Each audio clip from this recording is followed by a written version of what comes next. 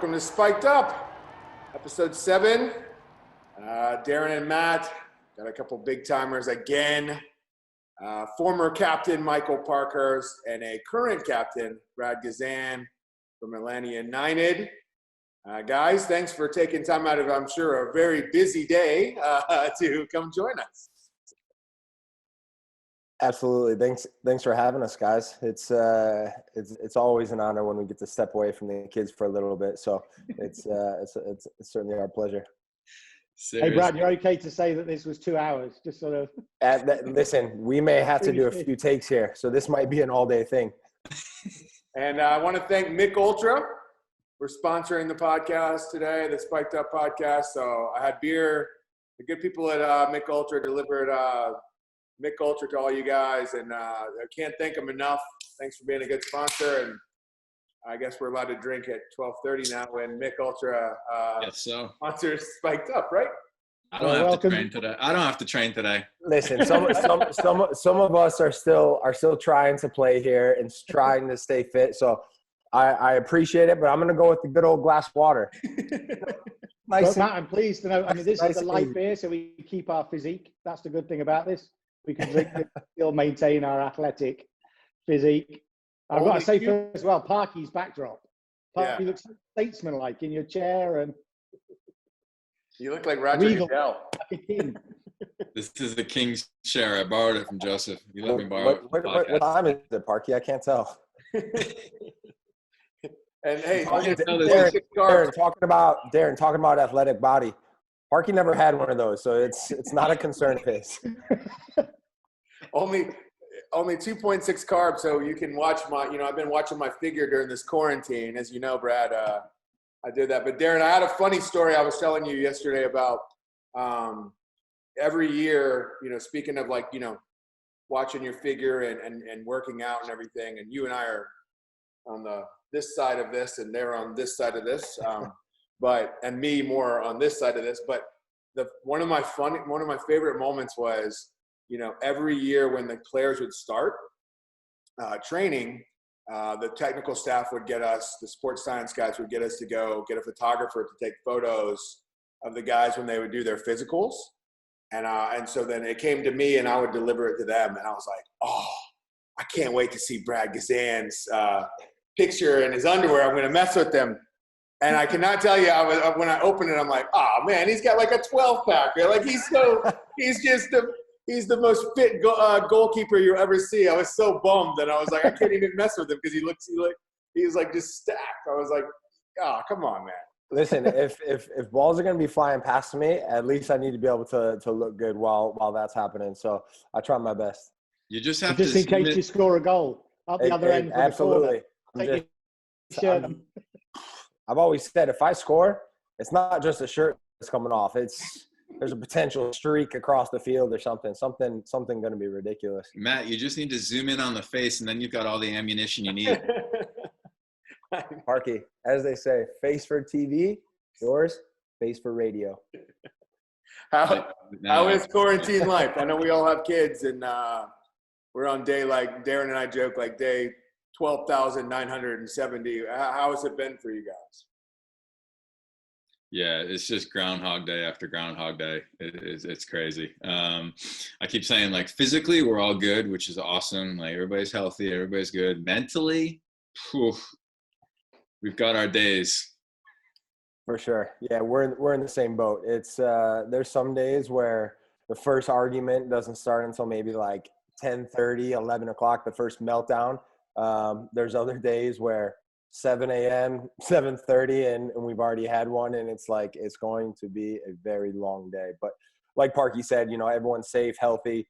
That's the main concern. But certainly, I think we're all itching back to get back to some sort of normalcy. I got a funny story. The other, I don't do homeschooling often. Thankfully, Sam does it most of the time. Luckily for the kids. But I was in charge the other day, and I'm helping my son with his math a little bit, looking it over. He's doing it, and he gets it all done. And my wife comes back a couple hours later, and she looks at it and she's like, "This is all wrong. Like, you need to help him. You can't just let him do it by himself. You actually need to help him." And at that point, I didn't know whether to say, shoot, I did help him and I messed it up. or just say, okay, yeah, I thought he could do it. Next time I'll make sure I check it over. Which way did you play it?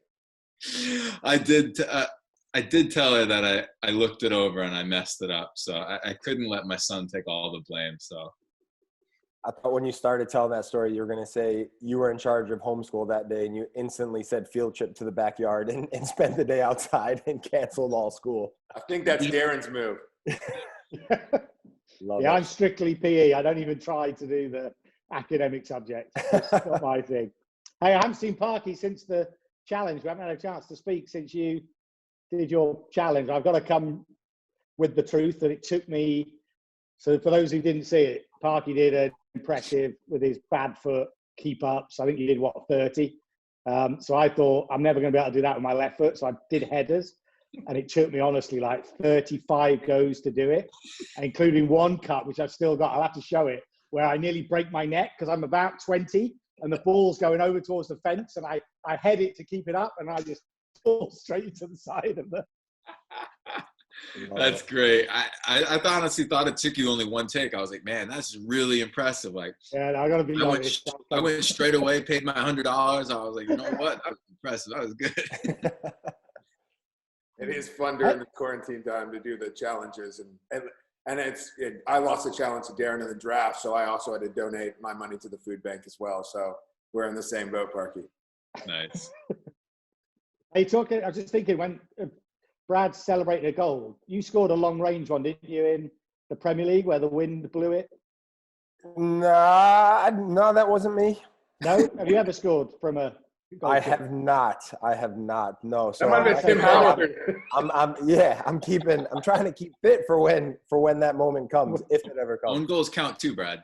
That's true. There have been a few that have come off the post in the back of my head, and next thing I know, it's behind me. So Parky's got the longest range goal still then, out of you two, from his he does. majestic one. Rolling back the years that, I mean, jeez. Seriously. What year was that, Parky? That was 2007. How did you Impressive. Way back. when is the first time you guys first kind of came together and met each other? I'd be curious to know. And then kind of how it came full circle. Probably combine or draft. Didn't we play you guys when you were at Wake? Oh yeah. I mean, obviously we didn't know each other, but I think, probably the combine and the draft was kind of the first time a real interaction. Yep. It was the start of our budding relationship. Wonderful friendship and relationship. Exactly. I remember being in draft day specifically because like Chivas USA had just started. And I remember thinking, like, rest in peace. Oh my God, please don't get drafted to Chivas. Please don't get drafted to Chivas. And Brad got drafted to Chivas, and all the rest of us were like, oof, thank goodness. Honestly, I've had so many, like, obviously other guys that were at the draft that year, and I remember them telling me, afterwards, like, yeah, you're gonna supposedly Chivas is gonna take you with the number 2 pick. And I remember sitting there in our chairs, right? And somebody was telling me, yeah, I heard you're going to Chivas. And I'm like, going where? To who? What? And then all of a sudden I hear, with the second pick, Chivas USA selects goalkeeper. And I'm like, wait, what? Where am I going? Who? What? Where? I thought he was going down to Mexico. Exactly. I was like, I thought this was Major League Soccer. What's happening here? Was Carlos there then, or did he go after that to Chivas? No, he was after. I had left, and then he had come a couple years after. Yeah, because Brad, you started it, didn't you? And Carlos ended. Yeah, exactly. He finished them. He exactly. The final dagger in him. Brad, we showed a clip when we were starting Atlanta United. We there was a lot of people in our organization that didn't really understand soccer, so Darren and Carlos kind of did a kind of soccer 101, right? Like teaching here's what this is, the proper technical terms and things like that. And when we got to the red card, like what a red card is, I was in charge of the video. So I found the greatest clip of Carlos just going cleats up with Chivas in his last year and just getting the most insane red card you've ever seen. We can play that over this. And then vehemently arguing with the referee, like genuinely saying, "How is that a red card?" and getting really upset about it. He's giving it the hand motions, but secretly saying, "Thank you for sending me off. Thank you." I can imagine why he would do something like that, because we played. I was back in MLS at that point, and we played Chivas that year, their last year, and Carlos didn't play in the game. And I remember thinking, like, this was by far the worst professional team I've ever played against. Really? I mean, I clown on them, and I'm sure you had a great time there, Brad, and I'm sure there was great people that work within the organization at some point. Yes. But that was a good decision from MLS to move on from that one. No, for sure. I mean, I think from day one, the ownership group at the very beginning, they got it all wrong. And I mean, our games, game in and game out turned into an absolute bloodbath, and just, red cards, fights, nasty tackles, you name it, it was all there. And it was because we had started running our mouths starting at ownership level before we'd even kicked the ball. And it was the U.S.-Mexico rivalry, times 10, and it kicked off from day one. So how was it? Oh, go ahead. You guys, I was going to say, how was it then, Parky, when you're at Atlanta United now, going full circle, and then you hear the rumours that Brad, because that was a transfer deal that took forever to get done. The happiest day of his life, Darren. He had the biggest smile on his face. But was it? I had only been in the club for like 2 months, and I think I submitted my transfer request. No, I mean, I was excited. I mean, it's important to have a decent amount of, I think, experienced American players. They don't have to be American, but I think in the locker room it helps to have a decent amount of American players, especially with experience, especially when you have a big Latin influence. And so, to add somebody like Brad was important. And obviously we had a good relationship playing with the national team together and coming into MLS together. So, it was good. And we figured, Brad, you would be a good fit, given that you played at Chivas. We thought you could come to Atlanta United and fit in. Spanish was just flowing, it was like riding a bike. It came back to me, no problem. It's funny you say that. If you went a little behind the scenes, and this is the digital guy who doesn't know all that. Was it Bournemouth or Middlesbrough? I don't remember that you were playing at before you came. Middlesbrough. Neither of those actually, Matt. But is it? Which one was it? It's Middlesbrough. Oh, of course. And that's a soccer snob in there. And he always, I said Norwich and Leicester and oh no when I first started. But I do remember, like, we were, for me, we were trying to get ready to see if we were going to announce you and, make a video and graphics and everything. But we were all in Darren's office watching to see if you guys would get relegated. And then I think you guys either drew or had a good result. And we're like, oh, it's going to be another couple of weeks before you can come over. Yeah, I mean, eventually we went down, not to bring that part back up, but eventually we went down. But yeah, it was a few weeks later, and talk about a bit of a mess kind of during that whole few months of trying to come. And yeah, we had everything ready. We were ready to go, and then we are all watching in Darren's office, and I could tell by Darren's face that it was going to be not the next day. It was going to be another couple of weeks. I remember when Brad joined, though, like all of us in the locker room, we were like, man, I wonder what Tata's going to do, because we were playing good and Alec was playing really good. We're having some good results, but obviously we're bringing Brad in, paying him a ton of money. So it was like, you got to buy him. But hardly the case. Hardly the case. We were all kind of like, man, what's Tata going to do? Like, is he going to insert Brad right away? That's kind of messed up to Alec. Alec's playing so well. And then it just worked out. I mean, unfortunately for Alec, he got an injury and was out for a while. But I remember thinking, like, God, Tata got off easy with this one. Yeah. Because we were all really interested to see, like, God, how's he going to handle this? What's he going to do here? But then Alec, unfortunately got injured for him. Made it a little easier for you to just step right in. No, for sure. Al's been fantastic since arriving at the club since day one. Obviously, as you mentioned, it's obviously, you never wish injuries upon anyone. And the thing with goalkeepers is obviously we're like a team within a team, and he's been great. He's been great since day one. Like I said, we room together on the road. So yeah, we've got a good relationship. That's great. Going back to quarantine, any I know, Brad, you're working out. Parky, you're doing homeschool, which I don't do. I just let them watch Barbie on Netflix. Have you any house projects, any new hobbies you've picked up, anything that's kind of been a good thing out of quarantine for you guys?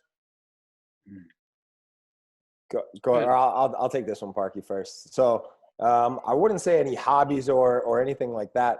What I've realized is my wife's to-do list for me continues to get longer and longer by the day.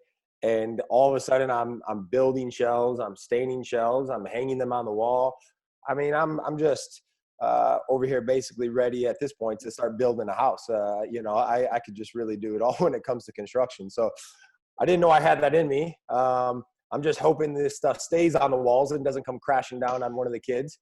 So fingers crossed. But yeah, just like I said, the to-do list is getting longer and longer by the day. So need to get back to some normalcy here. Absolutely. I think the most impressive thing I've done is, we've all been doing house projects, right? I mean, thank goodness for Home Depot and that they've been open. But the most impressive thing I've done is we're getting a puppy, not this weekend, but next weekend. So Memorial Day weekend, we're getting a puppy. And for some reason, I decided, you know what? Let's make a bed for the puppy. So we made a bed for out of a wood crate thing that they deliver at Home Depot. Delivered like sand or rocks or something on for the yard. We cut that thing up and put it into that and sanded it and all that stuff. So that looks like an easy project, but for me, that's like building a house basically. Love it, pal. Looks That's good.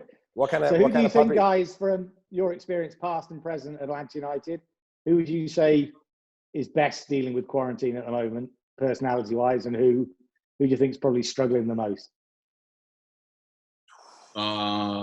Past or present, I say Darlington's handling it the best. Right? I mean, he's such a homebody. He loves being at home, so this is perfect for him. For sure. Absolutely. I'm trying to think of on the current team. Who would be going stir crazy? I think from that, who's probably going stir crazy is probably, Pity. I could see him, he's got a little one at home, not much room to move around in, not a whole lot of space. I think, being a foreigner and kind of going through everything that we're going through, not really having too many details, especially in a language where you're not fluent in. I think he's ready to get back to full on training and every day, obviously getting out of the house. Yeah, it must be really tough, especially for the foreign based players. I mean, for sure, especially the new signings, the new foreign guys on the team. I mean, it must be really challenging for them. But I'd also assume that, Jeff is probably in the same boat as us. He's got to be. He can't wait for the season to start back up. For sure. There's times on our Zoom calls, and whatnot, and I'll say, "Oh, how's things?" And he doesn't even have to say anything. Just the look and the expression on his face, and it's like, it's midday, and the look is just like, I'm defeated today. The day thrown in the towel. It's been the longest morning ever, and I'm like, yeah, I get it. That's great. Well, I had a couple questions for you guys. So we asked about kind of when you guys first met, but I was also kind of, for me, like I said, the soccer snobs will make fun that I don't say Middlesbrough, right, and Bournemouth and everything wrong, and Norwich and Leicester and everything. But and Brad, and Parky, you've seen me too. At the end of the games, I'll be like, I'm not the soccer expert here, but I would have done this. And I had a question, it's something that I've been interested in. I think our supporters and fans would be interested in is, the dynamic between a goalkeeper and a center back. Like, I mean, Brad, when I watch you at practice, you're screaming, and you talk about your Spanish. I don't even know, sometimes you're yelling Spanish, sometimes you're yelling English. I'd love to know the dynamic between you and Parky as a goalkeeper and a center back. Like, how is that dynamic? And Parky, do you can answer this after, but like, do you ever yell back, or do you ever yell back at Brad? Like, how does that work? Yeah, I mean, you said speaking English, speaking Spanish. You forgot gibberish as well, because sometimes the stuff that comes out of my mouth, I don't even know what it is. And but yeah, I think the relationship that we had was obviously a very good one. Coming from the national team, knowing how Parky played, knowing his strengths, his ability to read the game, and then on top of that, having little discussions in training just about the upcoming opposition of who we're going to be playing, knowing like what their strikers or wingers would want to or try to do, and myself looking at video, Parky looking at video, and talking about, hey, listen, in this situation, I know he wants to always go left, and I'm going to try to force him right, and I'm going to take away kind of the far post. And so having these types of little discussions that ultimately, when you get into a game, they just kind of happen second nature, and that part was really good. So yeah, like I said, a lot of the times I'm yelling stuff and screaming at this guy to slide over and get into position, and stop being so lazy. And most of the time he's telling me to quiet back there. So but it was good. We obviously we were successful together for sure.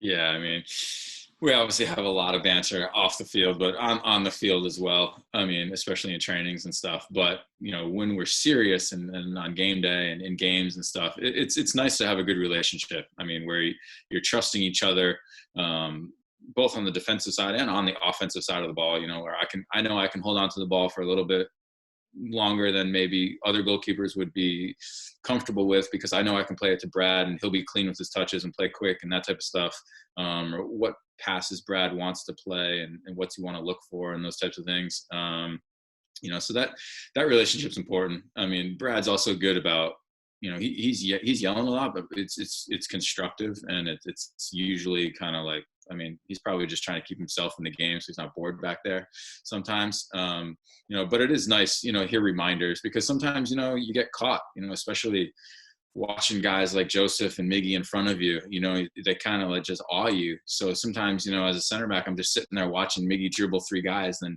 I'm not thinking about, shoot, once the ball turns over, what's the situation here? So it's nice to have Brad back there kind of, making sure that doesn't happen. But he also isn't a goalie that like every shot that you give up just barking at you. Like, I can't stand that as a goalie, especially when I see it on TV too, and I know sometimes it's to waste time or whatever, but that just kills me. Like, obviously as defenders, we're not trying to let the opponent shoot. Like, we know what our job is. So, and just keep the ball out of the net, shut the heck up back there. All right, well, listen, if you tried a little harder to block the shot, I wouldn't be having to yell at you. So why don't you put a little bit more effort in, pal? God. No, it's good stuff. What's I mean, we know MLS Cup and everything, but what's kind of your memories, Parky, for you? You can start. What's kind of the thing you think of when you kind of reflect back on your time at Atlanta United? And then Brad, I'd love to get your take too. I mean, I think for me, Parky, when you came in, like Willis Reed that time and against Columbus, and we didn't even win the game, but that save you made, like the goal save was unbelievable. But I'd love to get kind of your memories of your time with Atlanta United and as it relates to Brad as well. Yeah, I mean, it's so fortunate. I mean, so many good memories in 3 years. I mean, just really lucky that I got to play with Atlanta and finish my career there, because, I mean, Brad and I can tell you how far the league has come since we entered the league in 2005. It's just night and day. And Atlanta is one of the reasons why it's gone so quickly. progressed forward, especially in the last 3 or 4 years. So to be able to experience playing in front of 40,000 people regularly, 70,000, when we want to open up the stadium, is crazy. To be able to go out to an appearance and not be like, well, I've got an hour and a half appearance, I might sign 5 autographs and the rest is going to be awkward sitting there.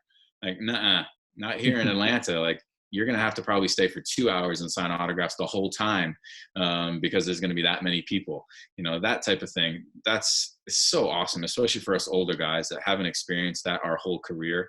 That part of it was just so enjoyable. It's just so awesome. I mean, the atmosphere at MLS Cup and the game before against the Red Bull at home, like, those atmospheres will stay with me forever. Those were 2 of the best I've ever played in. I mean, just so awesome, like goosebumps, even when I watch the video of it, just crazy. The things I'll miss most about the guys is the banter in the locker room, the banter in the training field. I mean, different times where we would just take the piss on each other, and I did it a lot more often than some guys, being later in my career and having the confidence to do that. But even in like serious situations, kind of like giving a dig to Brad every now and then that only he and I can hear, little things like that. Little things like, I remember we're doing a drill, I can't remember if it was Tata or Frank, but I go to pass the ball back to Brad, and I can see, like, he's not completely ready for it, and I lace one at him, like probably thigh high, and you can just see the eyes like, whoa, because we're like in the middle of an 11v11 scrimmage, kind of like a serious one, day before a game type stuff. And I lace one at him purposely, like kind of groin high, thigh high, and you can just see the eyes like, holy smokes. And to his credit, I remember him taking it down perfectly, but afterwards he was kind of like, Parky, what the heck? And I just kind of give him a smile, like, yeah, be ready for that. I'll miss those types of things, and goofing around in the locker room and on away trips and stuff. For sure. And just to jump on the back of that, when you talk about those types of moments, that's exactly what I was thinking of. I remember I think you've done that numerous times. And I think as you alluded to in terms of taking the piss and, being later in your career, there were times when you would obviously give me absolute terrible back passes. And then B, you'd be like, I'd be getting yelled at by Tata for, playing the wrong pass or playing the wrong ball or something. And I could, he's on the, at midfield yelling across the length of the pitch. And there you are, 20 feet, and you're just absolutely in my ear so that only I can hear you. And I'm like, Parky, will you shut up, please?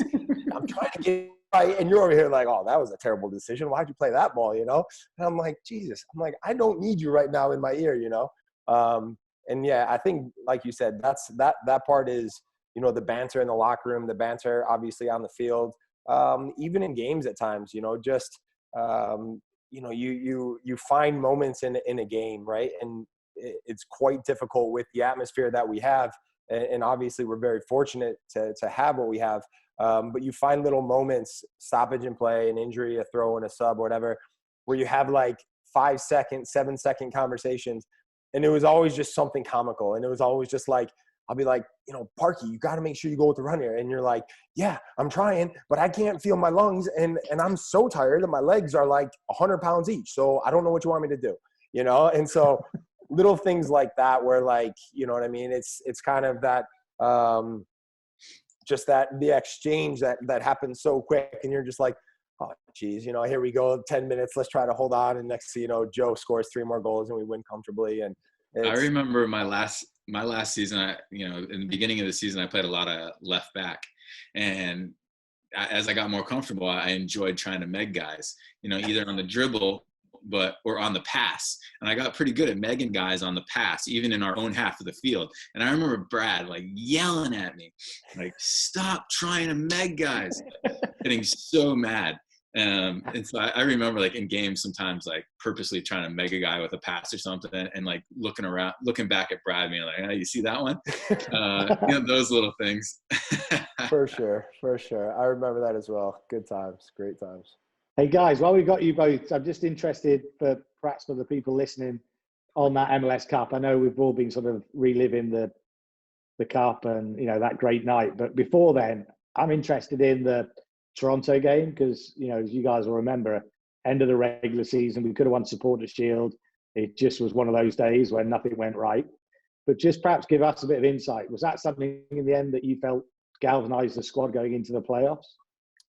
For sure. And I think when you look at how successful we were leading up to that point, to that game, Toronto, you know, to win the Supporters' Shield, you know, everything was going well for us, and we kind of felt invincible, and it was just like, yeah, you know, we didn't have a care in the world, and wins were just coming naturally to us.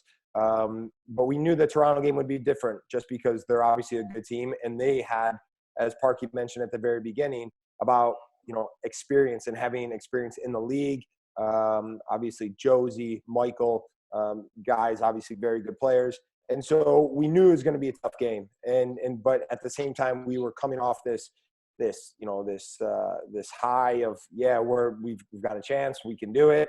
And next thing you know, everything goes completely wrong, and we let it slip through our fingers. But I think after that game is when we sat down as a group and we had a real discussion, and we said, listen, we let that slip through our fingers, but now we have a huge opportunity. We know how good we are, but we've just been shown that if we don't apply ourselves game in and game out and have a real fight about us as a team, then we're not going to win MLS Cup. And so, you know, we're going to let two things slip through our hands. And I think that conversation, especially after the Toronto game, was a big wake-up call for all of us. And I think, especially in the playoffs, you saw us maybe change our tune a little bit in terms of, you know, having loads of the ball and being this hugely possession-based team, to then finding a way to grind out results and fight and scrap and roll our sleeves up and get a little bit dirty.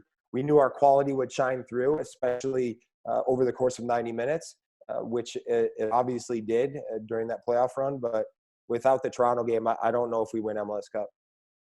Totally agree. It was away to New York late in that season, away to the Red Bulls. We got our butts handed to us. And then obviously the Toronto game. And those were two, we knew going into those games, those were two big games. We lost both of them. Neither of them were really close.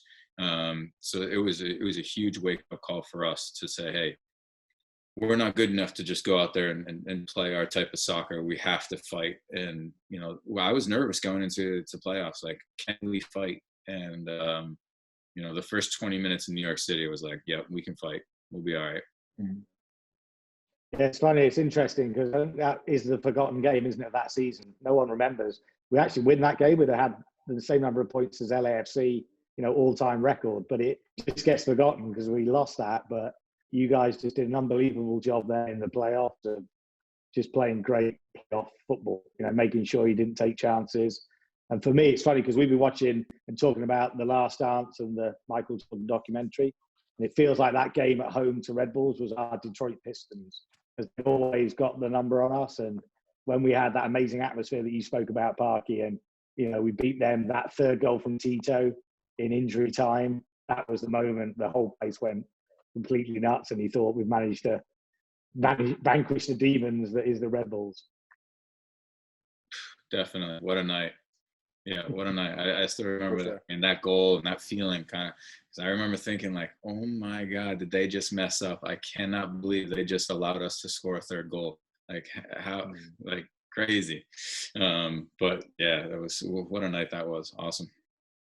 Well, good stuff, guys. We don't want to take too much. I mean, Brad, you can pretend that we do have 2 more hours of this if you want to tell your family this. I'm just gonna sit here continuing to look at the computer. Yeah.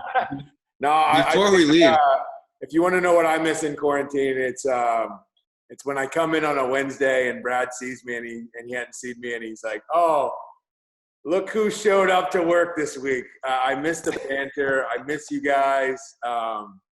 I can't wait for us to get back to it and get to see you guys again. But thanks so much for joining us. Thanks for the memories you've created for me, and we really appreciate you guys coming on and can't thank you enough. It's been a great time, and love both of you, and thanks for coming on and giving us some of your time. Our pleasure. Brad said put the check in the mail anytime you need us.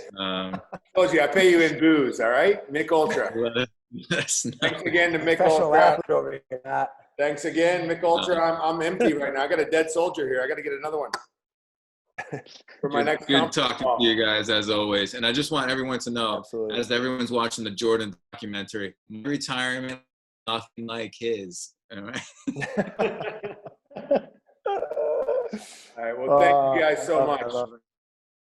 Always a pleasure, guys. Great laughs, great memories. Brad, Thanks so much. training again. Thanks, Huh? Get on the field. Thanks to Mick Ultra again, and thanks for joining us for Spiked Up. Really appreciate it, and we'll see you next week.